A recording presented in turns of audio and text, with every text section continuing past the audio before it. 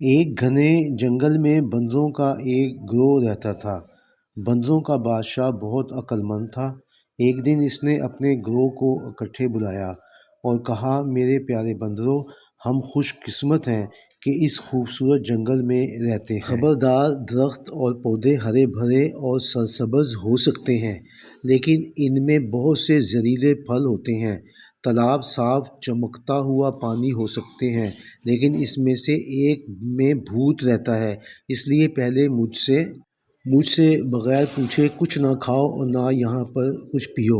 اگلے دن ایک بندر کو پیاس لگی، اسے بادشاہ کی بات یاد آئی اور وہ اس سے بات کرنے چلا گیا۔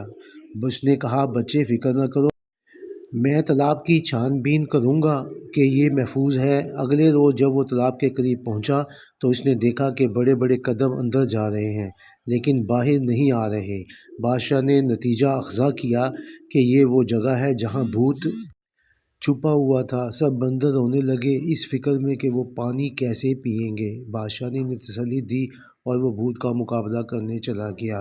بھوت نے کہکا لگایا، تم بڑے ہی وہ ہو بندر بادشاہ، اگر تمہارے بندر تالاب میں آئے تو میں انہیں کھا لوں گا، اگر وہ ایسا نہ کریں تو وہ پیاس سے مر جائیں گے۔ بادشاہ نے سوچا، مجھے کوئی حل تلاش کرنا چاہیے۔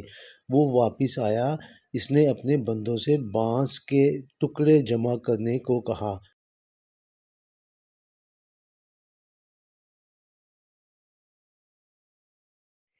سمجھداری سے جوڑ کر اس نے ایک بڑا پائپ بنایا جو تالاب کا پانی چوستا تھا۔ بندر اپنے دل کی خواہش کے مطابق پینے کے قابل تھے۔ سب کی طرف سے بندر بادشاہ کو سلام۔ بندروں نے نعرے لگائے۔ وہ بھوت جسے بندر بادشاہ نے اپنی سمجھ سے شکست دے دی تھی، وہ لمحے چہرے کے ساتھ تالاب میں واپس چلا گیا۔ جب چیزیں مشکل لگیں تو کبھی ہمت نہ ہاریں، بندر بادشاہ کی طرح باصبر اور ہوشیار رہیں۔ پیارے بچوں، ہمیں صبر اور ہمت سے بادشاہ کی طرح کام کرنا ہوگا۔